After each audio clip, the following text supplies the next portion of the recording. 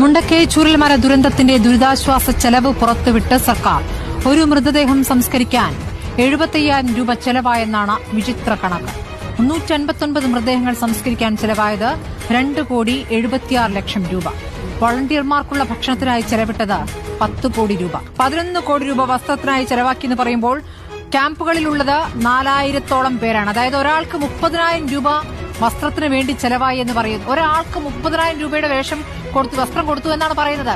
എന്തൊരു കള്ളക്കണക്കാണിത്. ഇതിപ്പോൾ ചെലവാക്കിയ തുക മാത്രമല്ല, ഇനി ചെലവാക്കാൻ ഇരിക്കുന്ന തുക കൂടിയാണ് എന്നുള്ളതാണ്.